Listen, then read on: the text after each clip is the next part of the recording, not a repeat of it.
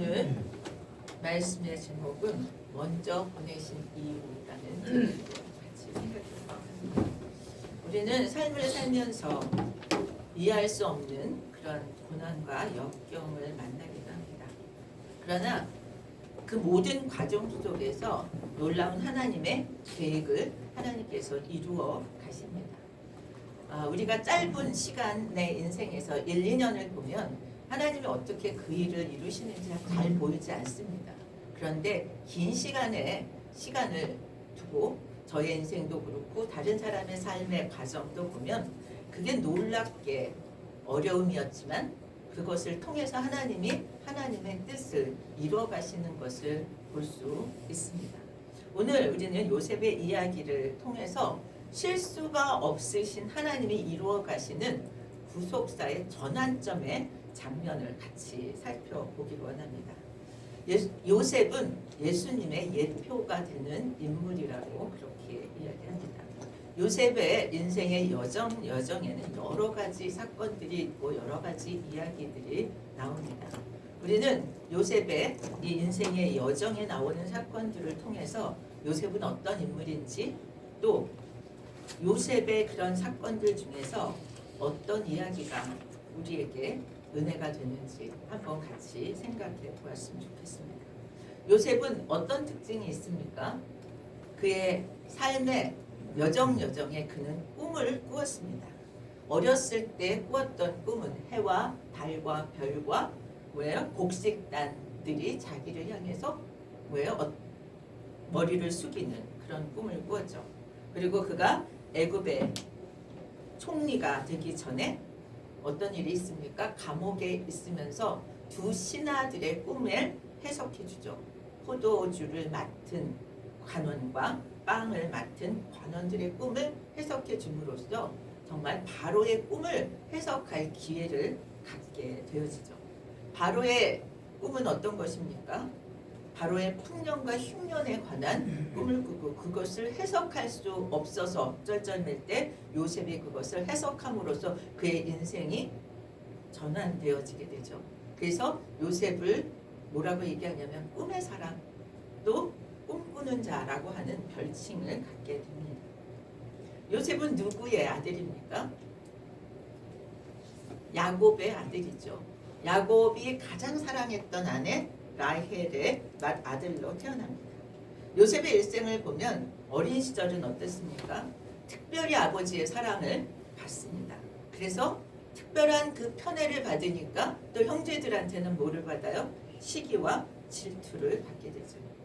청소년기에는 다른 형제들과 다르게 그의 옷은 뭐예요? 구별되게 색동옷을 입음으로써 다른 형제들과 구별된 대우를 받지만 그것이 그에게 어려움이 됩니다. 그래서 그는 청년기에 애굽의 보디발의 장군집에 노예로 팔려가게 되어지죠. 그곳에서 바로의 꿈을 해몽하고 총리까지 됩니다. 장년이 돼서 이제 어른이 돼서 가정을 이루었을 때는 어떤 일이 일어납니까? 애굽을 다스리는 총리로서 야곱의 아들들을 다시 만나게 되죠. 자기 형제들을 다시 만나고 그 형제들과 가족들을 애굽으로 데려와서 한 부족 70명이 애굽으로 왔지만 나중에 출애굽할 때는 몇 명이 돼요? 장정만 60만 명, 전체 합치면 약 200만 명을 이루는 큰 나라로 그렇게 성장하게 되는 그 토대를 누가 마련했어요? 요셉이 마련했습니다. 이렇게 요셉의 어린 시절, 청년기, 또 청소년기, 청년기, 장년기를 통해서 그의 인생을 보면 그의 인생이 어떻습니까? 평탄하기만 하지 않았어요. 드라마틱했습니다. 저는 요셉의 인생이 이렇게 드라마틱한 인생이었다라고 생각하면서 우리 각자의 인생의 여정들도 보면 어떻습니까? 이 굴곡은 이렇게 크고 그렇지 않을지 모르지만 각자의 인생이 다 드라마틱한 인생을 써가고 있다고 생각되어집니다. 요셉이 이렇게 드라마틱한 인생을 살았던 그런 이유와 목적이 뭐가 있었을까를 생각해 보면서 우리 인생에도 이유와 목적이 있을 거라는 생각을 해보게 됩니다. 오늘 본문은 요셉의 형들에게 자신이 요셉이라고 밝히는 장면이죠. 그리고 자기가 요셉이라는 것을 밝히면서 뭐라고 얘기하냐면 먼저 나를 애굽으로 하나님이 보내셨다라고 설명하면서 그 이유를 이야기합니다. 인생에서 겪게 되는 그런 이해할 수 없는 문제들에 대해서 그 이유가 무엇인가를 찾고 그것을 어떻게 해석하느냐에 따라서 인생이 달라지는 것을 우리는 발견할 수 있습니다. 이해할 수 없는 어려움들, 원망과 좌절로 그렇게 자기 인생을 묻어버릴 수도 있습니다. 그런데 어떻게 해석하느냐에 따라서 요셉처럼 더 큰 하나님의 뜻을 발견하고 훌륭한 신앙과 인격으로 성장해서 정말 하나님의 뜻을 이루어지는 그 역사의 한 부분을 크게 감당하는 인생, 복된 인생이 될 수 있다는 것이죠. 오늘 요셉의 삶을 통해서 하나님은 우리를 이 땅에 보내신 이유, 또 어떻게 우리는 그 삶을 살아내고 해석해야 하는지에 대해서 깨닫는 영적인 통찰력이 생기기를 축복합니다. 저는 첫 번째 그 요셉이 자신의 인생에 대해서 어떻게 해석하는가 하는 것을 생각하면 요셉은 자신의 인생이 하나님의 은혜로운 예정이었다라고 해석한다는 거죠. 형들에 의해서 노예로 팔리고 갖은 고생을 다하고 그렇게 어려움을 겪어 난 다음에 뭐예요? 애굽의 총리가 된 요셉은 자기에게 고초를 두었던 형들을 만났을 때의 태도를 보면 우리는 알 수 있습니다. 입장이 어떻게 됐어요? 형들은 식량을 구하기 위해서 간청하고 있고 또 요셉은 식량을 팔지 말지를 결정하는 그러한 권한을 가진 총리의 자리에서 이렇게 서로 만납니다. 요셉이 자기 형들이 자기를 팔아먹은 것 때문에 고생한 거에 맺혀 있었다면 뭐예요? 지금이 형들에게 복수할 기회가 되는 것입니다. 그러나 요셉은 그 어려운 여정을 통해서 어떻게 되어 있어요? 변해 있습니다. 어릴 때 아버지의 사랑을 독차지하고 으스대고 그 꿈 얘기를 했던 그런 요셉이 더 이상 아니었던 거죠. 그가 겪은 고난과 어려움을 통해서 그는 인격적으로도 신앙적으로도 성숙하게 되어 있었습니다. 더 이상 형들에게 자기에게 고통을 주었다고 해서 복수하려고 하지 않은 모습입니다. 요셉은 자신이 애굽으로 팔려가서 어려움을 겪었던 원인과 해석을 참으로 은혜롭게 하고 있습니다. 자신이 팔리게 되고 고생을 하고 여기까지 온 고통의 원인을 자기 형들의 질투심으로 그래서 자기를 팔은 것으로 해석하지 않았다는 거죠. 오히려 그 사건을 통해서 하나님이 자신의 집안의 가족들과 그 후손들을 구원하기 위해서 예비하신 하나님의 예정이었다라고 그렇게 해석합니다. 사건의 그 본체, 사건의 그 자체에 집중하지 않고 그 사건을 주의하시고 주관하시는 하나님을 바라본 그 요셉의 관점입니다. 요셉을 향한 하나님의 예정, 그 예정은 자신을 통해서 구원이 이루어지기를 원하셨다라고 하는 것을 깨달았다는 거죠. 요셉은 형제들의 시기와 미움을 받고 애굽에 팔려갔던 불행한 과거를 바라보면서 거기에 머무르지 않고 하나님이 자신의 인생을 계획하셨다라고 하는 것을 확인한 거죠. 동기는 그 형제들의 동기는 참으로 악했지만 그 악한 동기를 가지고 자기에게 노예로 팔아버리는 일을 했지만 하나님이 그 언약을 이루어가시는 하나님의 일을 이루시는 방식으로 받아들였습니다. 하나님은 노예로 팔린 요셉의 일생을 통해서 그 가족들을 감옥에 가뭄에서 건져내시고 풍요한 애굽으로 인도하시고 또 그곳에서 정하신 때가 되어 큰 민족을 이루게 하고 그 후손들을 출애굽하게 만들어서 아브라함에게 약속한 그 축복을 이어가게 하시는 그 일에 왜요? 요셉을 사용했다는 것을 지금 우리는 보고 있습니다. 그래서 요셉을 그렇게 먼저 보내신 목적이 뭐냐? 우리 5절의 뒷부분에 보면 그런 말이 나옵니다. 하나님의 생명을 구원하시려고 나를 당신들보다 먼저 보내셨다. 또 7절에 보면 하나님이 큰 구원으로 당신들의 생명을 보존하고 당신들의 후손을 세상에 두시려고 나를 당신들보다 먼저 보내셨나요? 먼저 왜요? 애굽으로 보내셨다. 자신을 애굽으로 먼저 보내는 방식이 노예로 팔려가는 것이었지만 그것의 목적이 너무나 분명하다고 얘기하는 거죠. 생명을 구원하시려고, 생명을 보존하게 하시려고. 여기에 우리의 초점이 있기를 바랍니다. 생명을 구원하시려고, 생명을 보존하고, 그래서 그 보내심은 뭐예요? 구원입니다. 하나님의 보내심은 신약시대에 와서는 하나님은 예수님을 이 땅에 보내셨죠. 그리고 예수 그리스도를 통해서 그 보내심은 계속되어지고 있습니다. 예수님은 12제자를 이 세상에 보내십니다.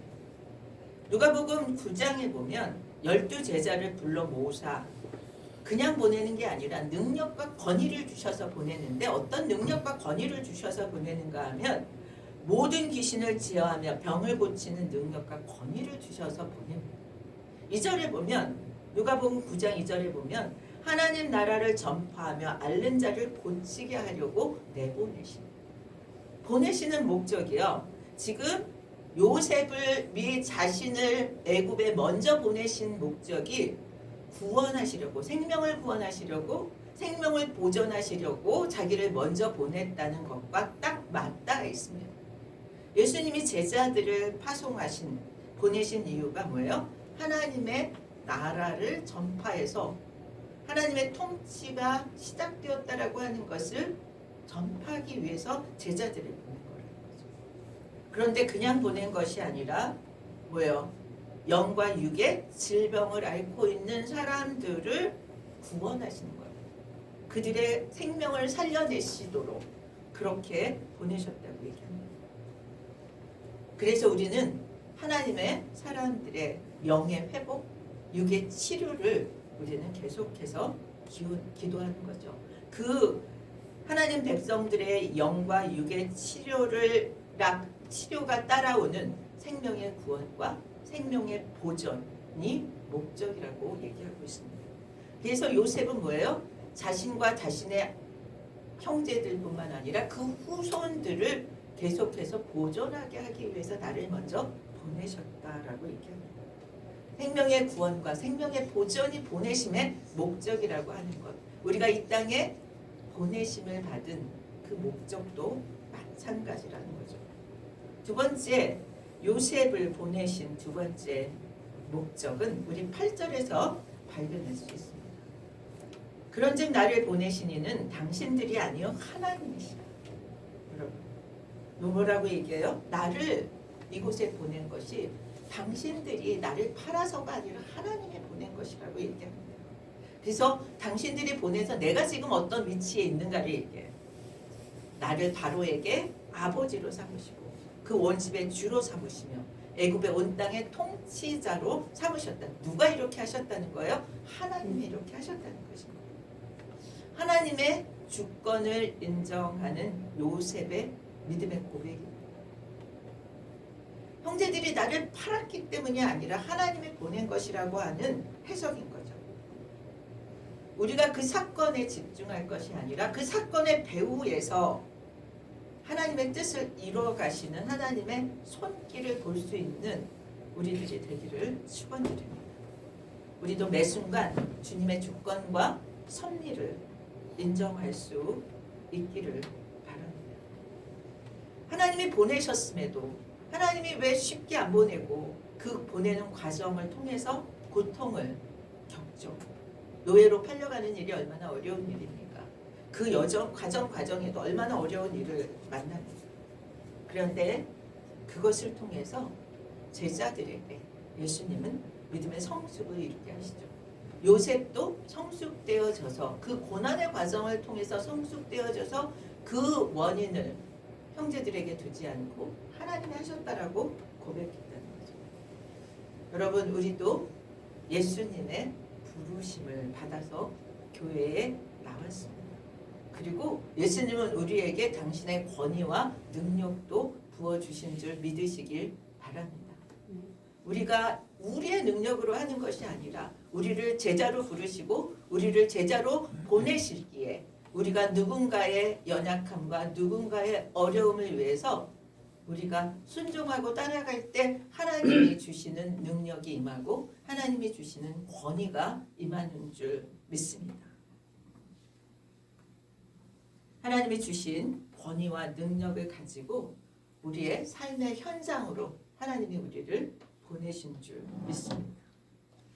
보내심의 주권이 하나님께 있다고 고백하는 요셉은 형제들을 원망하는 데 멈추지 않았습니다. 거기 머무르지 않았습니다. 우리 자신을 뛰어넘기를 바랍니다. 우리는 지금 내가 겪고 있는 고통의 의미에 대해서 고민하고 생각합니다. 내 인생에서 지금 겪고 있는 이 고통의 의미가 뭘까? 나는 왜 이 어려움을 만날까? 나는 누구 때문에 어려울까? 나는 무엇을 위해서 이 어려움을 겪어야 하는가? 이런 질문들을 우리는 할 수 있습니다. 그리고 그렇게 되어집니다. 어려움을 만날 때. 그런데 우리가 정말 그리스도인으로 이 문제에 대해서 답을 얻고자 한다면 우리는 요셉의 방식으로 우리의 질문을 바꾸고 우리의 답을 찾아야 한다고 생각되어져. 요셉은 그렇게 질문하지 않았습니다. 내가 왜 애굽으로 팔려와서 고통을 겪는가? 형제들이 왜 나를 애굽에 팔아서 내가 이렇게 힘들게 되었는가? 이렇게 묻지 않았어요. 어떻게 물었어요? 하나님이 왜 나를 이 애굽으로 팔려오게 하셨나? 우리가 내가 또는 형제가 또 다른 이유가 나를 어렵게 했다라고 하면 우리는 원망과 시비 속에 빠질 수밖에 없습니다. 그런데 하나님께서 하신 일이고 하나님께서 이 일을 통해서 우리에게 당신의 뜻을 이루게 하실 거라고 한다면 우리의 답은 달라진다는 거죠. 하나님께서 왜 나에게 이 일을 하게 하시는가? 왜 내가 이 일을 해야 하는가의 질문이 아니라 하나님께서 이 일을 하게 하시는 이유가 뭘까라고 하는 초점에서 우리가 질문하고 답을 찾는 것이 그리스도의 관점이라고 생각되어집니다. 그 질문에 맞는 답을 우리가 찾으려면 하나님은 어떤 분인지, 우리를 이 땅에 왜 보내셨는지, 우리의 인생의 경험을 어떻게 해석해야 하는지 를 생각할 때 우리는 성숙한 믿음의 답을 찾을 줄 믿습니다. 요셉의 인생의 고통에 대해서 하나님의 주권으로 이루어진 일이라고 해석함으로 그의 신앙이 성숙해지고 저의 인격이 훌륭해져서 정말 저를 통해서 구원의 역사가 정말 생명의 보존의 역사가 이어지고 있다는 것을 생각하면 우리 또한 우리의 관점이 그렇게 바뀌어져야 되지 않을까 하는 생각을 해보게 됩니다. 요셉을 보내신 또 세 번째 목적은 4절에서 우리가 발견할 수 있습니다. 4절에 보면 뭐라고 얘기하냐면 요셉이 형들에게 이르되 내게로 가까이 오소서. 그들이 가까이 가니 이르되 나는 당신들의 아우 요셉이니 당신들이 애굽의 판자라. 여러분, 형제들이 이 얘기를 들었을 때 어땠을 것 같아요? 저는 정말 난감했을 것 같아요. 이거 큰일 났다. 그랬을 것 같아요. 그런데 요셉이 이 말을 왜 했을까를 저는 생각해 보았습니다. 왜 했을까요? 형들 좀 쫄아봐. 이런 마음으로 했을까요? 저는 그렇지 않았다고 생각합니다. 하나님이 요셉의 자신의 인생에 대해서 해석을 하나님이 보내셨다라고 해석한 그는 이미 자신의 과거에 대해서 또 하나님과의 관계에 있어서 화해가 이루어졌다고 생각되어져. 저는 요셉이 이렇게 말할 수 있었다는 것은 형들을 괴롭히기 위해서가 아니라 이 말을 하는데 저에게 조금도 걸림이 되지 않았다는 거죠. 이것이 자신에게 더 이상 상처가 아니었다는 거죠. 문제가 아닌 거예요. 자신의 과거의 자신을 문제 삼지 않습니다. 형제들하고 관계는 어땠어요? 아버지의 특별한 사랑 때문에 굉장히 따돌림을 받았어요. 또 심지어는 노예로 팔리기까지 했어요. 이런 이 과정 속에서 그리고 지금 총리가 되어서 형들을 만나기까지의 그 과정 속에서 저는 요셉도 회개했을 거라고 생각해요. 내가 형들한테 그랬기 때문에 나를 팔았다라고 그렇게 생각했을 거라고 생각해요. 그런 과거의 자신에 대해서도 용서하고 과거의 자신을 받아들이고 그리고 하나님과의 관계가 회복되었을 거라고 믿습니다. 형제들에게 시기와 따돌림을 받았고 그래서 이런 결과가 왔다라고까지만 생각했으면 그는 너무 힘들었을 거예요. 그런데 그 억울했던 과거를 형제들의 탓으로도 돌리지 않았고 하나님의 탓으로도 돌리지 않았어요. 자기의 백성을 구원하시려고 하는 하나님의 예정 때문이라고 해석합니다. 하나님과 요셉은 개인적인 그런 관계의 회복이 온전히 이루어졌다고 보여져요. 여기서 그치지 않습니다. 10절에서 11절을 보고 15절을 보면 요셉은 자기 형제와 그들의 자손들을 구원하는 그 먼저 보내심의 목적을 분명히 하고 있어요. 그것을 이루고 나서 다시 가족의 화합과 가족과의 화해를 이룹니다. 요셉은 하나님과 개인적으로 화해하고 자신의 과거를 용서하고 또 이제는 가족과의 화해를 도모합니다. 15절 보세요. 15절에 뭐라고 되어 있습니까? 요셉이 또 형들과 입맞추며 안고 오니 형들이 그제서야 요셉과 말합니다. 요셉의 형제들은 요셉이 내가 애굽의 총리라고 했을 때 매우 놀랐을 거예요. 그리고 두려웠을 것입니다. 그런데 요셉만 그동안 변한 게 아니라 요셉의 형제들도 변해 있었어요. 어떻게 보면 아냐 하면 앞에 보면 베냐민을 잃을까 봐 자신이 대신 그것을 지겠다고 얘기하는 형제들의 모습을 봅니다. 요셉도 변했고 형제들도 성숙해졌어요. 그러니까 뭐예요? 저들이 같이 입맞추고 안고 우는 화해가 온전히 이루어집니다. 신약에 와서 사는 우리는 예수님께서 이 땅에 오셔서 우리의 죄를 용서해 주심으로써 우리는 개인적으로 하나님과 화해되었습니다. 우리가 받은 용서를 기억하면서 이제 우리를 보내신 곳에서 다른 사람들을 용서하고 화해하는 삶을 살아야 한다는 것을 오늘 말씀을 통해서 우리에게 이야기해 주고 있습니다.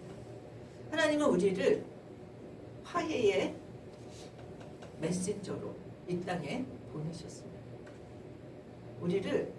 우리가 간 그 모든 곳에서 화평케 하는 자로 살도록 말씀하신다고 생각합니다. 말씀을 정리하겠습니다. 요셉이 예수님의 예표로 먼저 애굽에 보내심을 받은 자, 자신을 과거의 자신부터 현재 이르기까지의 자신을 수용하고 하나님과 화해하고 형제들과 화해해서 이스라엘 백성의 생명의 구원과 생명의 보존의 사명을 감당했습니다. 예수님의 보내심을 받고 이 땅에 살고 있는 우리는 요셉이 보내심을 받은 목적 그대로 우리도 그 목적으로 보내심을 받았음을 기억하고 그 보내심의 목적을 이루며 살아가기를 축복합니다. 우리를 이 땅에 보내시는 목적이 무엇인가 다시 한번 정리하면 이 세상은 끊임없이 악의 죄의 공격과 유혹이 있습니다. 그것을 대항하면서 정말 영적으로 육적으로 어려움을 겪는 그 모든 일들의 회복을 위해서 기도해야 하는 사명이 있습니다. 그걸 통해서 이루어질 일은 생명의 구원과 생명의 보존입니다. 그 사명을 우리가 감당할 수 있게 되기를 축복합니다. 가까이 있는 가족부터 이웃과 친구들에 이르기까지 멀리는 열방을 위해서 기도하면서 그 일을 우리가 하라고 우리를 이곳에 보내신 줄 믿습니다. 두 번째는 신앙의 성숙이었습니다. 우리에게도 그 성숙이 일어나기를 축복합니다. 우리의 삶이 계획대로 되지 않을지라도 하나님의 주권을 인정하고 하나님이 우리를 통해서 하나님의 뜻이 이루어지기를 원하신다라고 하는 그 하나님의 주권을 인정하는 믿음의 성숙과 인격의 성숙이 일어남으로 하나님이 이루시고자 하는 화해의 공동체를 세워갈 수 있게 되기를 예수 그리스도 이름으로 축복합니다. 날마다 하나님과 화해하는 우리가 속한 공동체에서 다른 사람과 화해를 이루므로 하나님 나라의 평화의 복음을 전하는 그런 메신저로 살아갈 수 있게 되기를 예수 그리스도 이름으로 축복합니다. 오랜 시간을 이 목적에 맞춰서 살아간다면 단시간에 볼 수 없는 그런 열매들을 긴 시간에 걸쳐서 우리는 맺게 될 줄 믿습니다. 그러한 변화들이 우리한테서 우리 주변에서 날마다 일어나기를 축원드립니다. 우리 다 같이 일어나셔서 384장 찬양하겠습니다.